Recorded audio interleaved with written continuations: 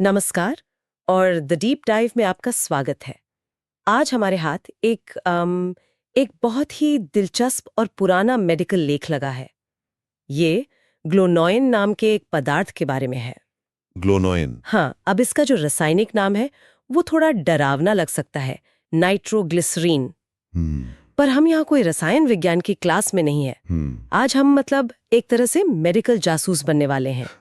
बिल्कुल। हमारे पास कुछ बहुत ही अजीब सुराग है।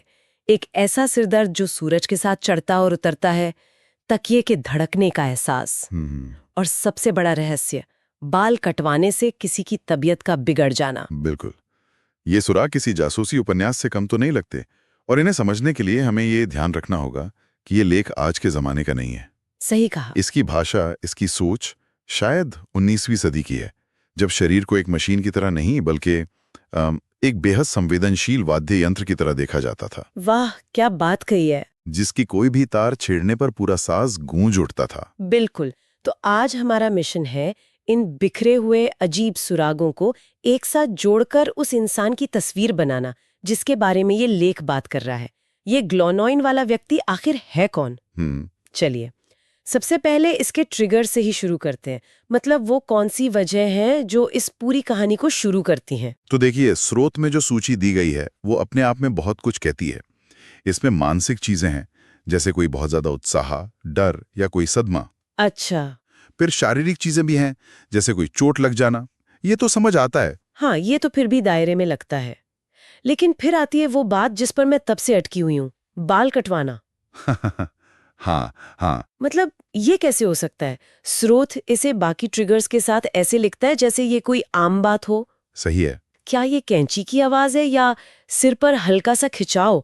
ये बहुत ही अजीब है। ये अजीब इसलिए लगता है क्योंकि हम आज शरीर को हिस्सों में बांटकर देखते हैं। हाँ। लेकिन उस दौर की सोच के हिसाब से देखें तो ये एक क्या कहते हैं, अत्यधिक संवेदनशील तंत्रिका तंत्र की तरफ इशारा करता है। Over sensitive nervous system. बिल्कुल। सोचिए, एक ऐसा शरीर जो बाहरी दुनिया से आने वाले हर सिग्नल को, चाहे वो कितना भी मामूली क्यों ना हो, 10 गुना बढ़ाकर महसूस करता है।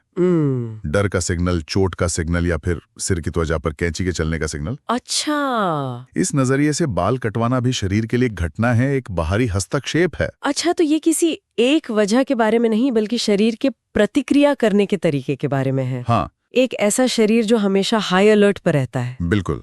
तो जब इनमें से कोई भी ट्रिगर इस संवेदनशील सिस्टम को छेड़ता है तो होता क्या है? स्रोत के हिसाब से तो सारा ड्रामा सिर के इर्द गिर्द ही होता है। बिल्कुल, सारा एक्शन सिर में ही केंद्रित लगता है, और इसकी शुरुआत होती है गर्मी से।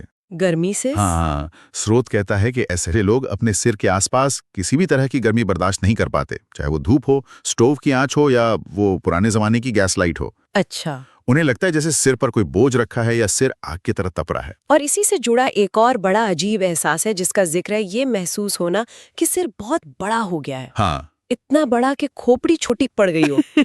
सोचकर ही अजीब लगता है कितनी बेचैनी और घुटन होती होगी। सही बात है। जैसे दिमाग फैलना चाह रहा है, हाँ। पर खोपड़ी उसे रोक रही है। इसी एहसास को समझाने के लिए स्रोत में एक शब्द इस्तेमाल हुआ है, सेरेब्रल कंजेशन। Cerebral congestion. आज की भाषा में कहें तो दिमाग में खून का बहुत ज्यादा जमा हो जाना।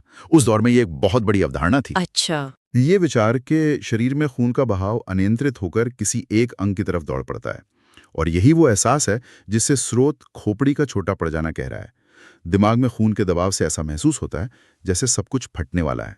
और जो बात इसे और भी नाटकीय बनाती है वो ये है कि स्रोत के मुताबिक ये कंजेशन सिर्फ सिर में नहीं रहता। नहीं, ये सिर और दिल के बीच बारी बारी से होता रहता है, जैसे शरीर के अंदर खून का ज्वार भाटा चल रहा हो। क्या बात है। कभी लहरें सिर की तरफ जाती हैं तो कभी दिल की तरफ लौट आती हैं। हाँ, ये एक लगातार चलने वाली अंदरूनी कश्मकश है। शरीर संतुलन खोजने की कोशिश कर रहा है लेकिन कर नहीं पा रहा, और इसी कश्मकश का सबसे दर्दनाक नतीजा है वो सिरदर्द, जिसका वर्णन इस लेख में बहुत विस्तार से किया गया है। हाँ, उस सिरदर्द पर आते हैं, क्योंकि वो कोई मामूली सिरदर्द नहीं लगता। एक पैटर्न तो बहुत साफ है इसका, सूरज से सीधा कनेक्शन है। बिल्कुल। जैसे जैसे सूरज चढ़ता है दर्द बढ़ता है, और सूरज ढलने के साथ साथ कम हो जाता है। ये तो घड़ी की तरह काम कर रहा है। ये एक बहुत महत्वपूर्ण सुराग है। ये दिखाता है कि दर्द का बाहरी दुनिया की लय से कितना गहरा संबंध है। अच्छा। ये व्यक्ति सिर्फ अपने अंदर की दुनिया से ही नहीं बल्कि बाहर की गर्मी और रोशनी से भी सीधे तौर पर प्रभावित हो रहा है। और दर्द का अनुभव स्रोत में जो भाषा इस्तेमाल की गई है वो कमाल की है। लिखा है, नब्ज के साथ सिर में एक भयानक झटका महसूस होना, मतलब हर दिल की धड़कन के साथ सिर में कोई हथौड़ा मार रहा हो। हाँ, और फिर वो सबसे यादगार लाइन आती है जिसने मुझे सच में हिला दिया। कौन सी?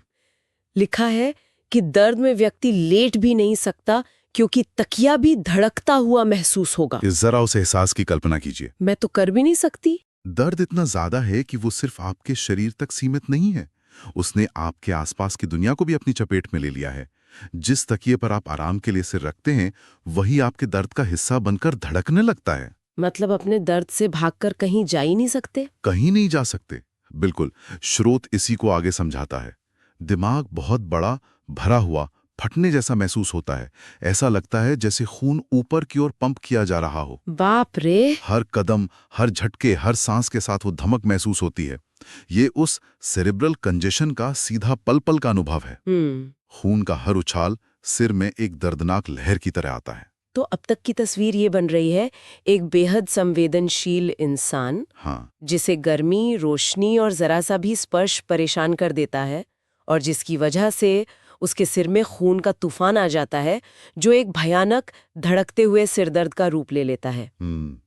अब स्रोत इस तस्वीर में महिलाओं और बच्चों को कैसे फिट करता है? देखिए, स्रोत इस संवेदनशीलता के धागे को महिलाओं के स्वास्थ्य से बहुत मजबूती से जोड़ता है।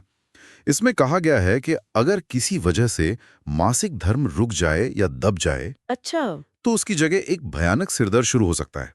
यहाँ एक बहुत इंटरेस्टिंग लाइन है, सिरदर्द मासिक धर्म की जगह ले लेता है। एक मिनट, इसका क्या मतलब है, जगह ले लेता है? क्या ये सिर्फ कहने का एक तरीका है या वो सचमुच ये मानते थे कि शरीर का एक फंक्शन दूसरे का रूप ले सकता है? उस दौर की सोच के हिसाब से ये शाब्दिक था।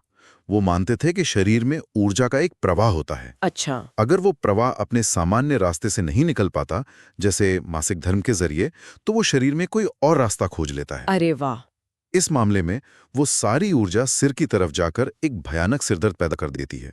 इसके अलावा गर्भवती महिलाओं में सिर की ओर खून का तेज बहाव या बहुत ज्यादा ब्लीडिंग के बाद होने वाले सिरदर्द का भी जिक्र है। तो महिलाओं के मामले में ये उनके हार्मोनल चक्र और शरीर की प्राकृतिक प्रक्रियाओं से जुड़ा हुआ है। बिल्कुल।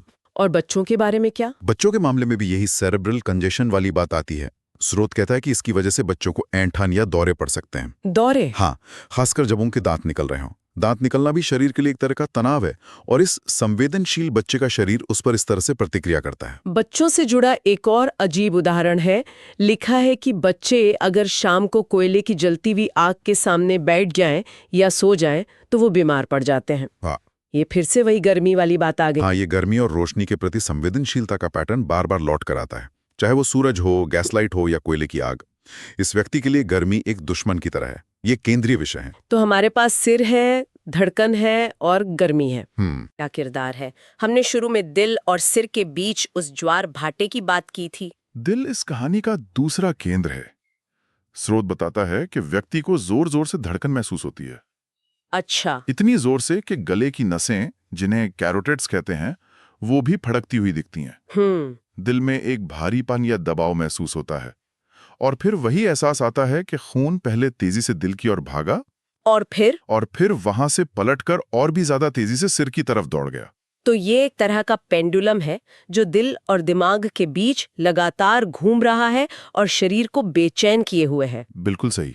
अब अगर हम उन सभी चीजों को एक साथ देखें जो इस हालत को और बिगाड़ती हैं, जिन्हें स्रोत एग्रीवेशन कहता है, तो क्या तस्वीर बनती है? वो सूची हमारी अब तक की सारी बातचीत का सार है। अच्छा। अगर हम उन्हें समूहों में बांटें तो 3 मुख्य चीजें हैं। पहला, गर्मी और रोशनी। धूप में निकलना, किसी भी तरह की तेज रोशनी या आंच के पास होना। दूसरा, शारीरिक हलचल, झुकना, सीढ़ियां चढ़ना या कोई झटका लगना। और तीसरा, सीधा स्पर्श, सिर पर टोपी पहनना या जैसा हमने बार बार कहा, बाल कटवाना। रजोनिवृत्ति मतलब मेनोपॉज के दौरान महसूस होने वाली गर्मी की लहरों का भी जिक्र है। हाँ, बिल्कुल। तो चाहे गर्मी बाहर से आए या शरीर के अंदर से पैदा हो, नतीजा एक ही है, एक हिंसक प्रतिक्रिया। सही कहा। ये सारी बातें मिलकर एक ऐसी शारीरिक प्रणाली की तस्वीर बनाती हैं जिसका संतुलन बहुत नाजुक है। जिसका अंदरूनी थर्मोस्टेट खराब हो चुका है और जिसका सर्कुलेटरी सिस्टम जरा सी भी छेड़छाड़ पर बगावत कर देता है और सारी ताकत सिर और दिल की तरफ झोंक देता है। तो अगर हम अपनी जासूसी को समेटें तो हम कह सकते हैं कि ग्लोनोइन का व्यक्ति एक ऐसा इंसान है जो दुनिया को बहुत ज्यादा तीव्रता से महसूस करता है। बिल्कुल। उसकी दुनिया में आवाजें ज्यादा तेज हैं, रोशनी ज्यादा चुभती है और एहसास ज्यादा गहरे हैं। और उसका शरीर इस तीव्रता पर सिर में दबाव, धड़कन और गर्मी के एक तूफान के साथ प्रतिक्रिया करता है। यह एक ऐसी स्थिति है जो बाहरी दुनिया और अंदरूनी शरीर के बीच की सीमाओं को धुंधला कर देती है। बहुत अच्छी तरह से समझाया। और यहां मैं एक आखिरी बात पर ध्यान दिलाना चाहूंगा जो इस स्रोत को खास बनाती है, वो है इसकी भाषा। हाँ, वो तो है। आज के मेडिकल रिपोर्ट में आपको लक्षण ऐसे लिखे मिलेंगे: तेज सिरदर्द, दर्द का स्तर 10 में से 8। हाँ, बिल्कुल क्लिनिकल। लेकिन ये स्रोत कहता है तकिया भी धड़कता हुआ महसूस होगा। ये क्लिनिकल जानकारी नहीं है, ये एक अनुभव का जीवंत चित्रण है। यह भाषा लगभग काव्यात्मक है। हाँ, ये भाषा आपको सीधे उस व्यक्ति के दर्द के अनुभव के अंदर ले जाती है। आप उसे सिर्फ समझती नहीं, महसूस करने लगती हैं। तो यहाँ श्रोता के लिए सोचने के लिए एक सवाल है। बताइए। लक्षणों को बयां करने का ये पुराना वर्णनात्मक तरीका आज की ऑब्जेक्टिव क्लिनिकल भाषा से किस तरह अलग है, और क्या जिस भाषा का हम अपनी स्वास्थ्य समस्याओं के बारे में बात करने के लिए इस्तेमाल करते हैं वो सिर्फ हमारे अनुभव को बताती है या उसे बनाती भी है? ये बहुत गहरा सवाल है। अगर आज भी हम दर्द को इतनी काव्यात्मक भाषा में बयां करते तो क्या हम उसे अलग तरह से महसूस करते? क्या मेडिकल साइंस ने बीमारियों को समझने की कोशिश में उन्हें महसूस करने की कला कहीं खो दी है?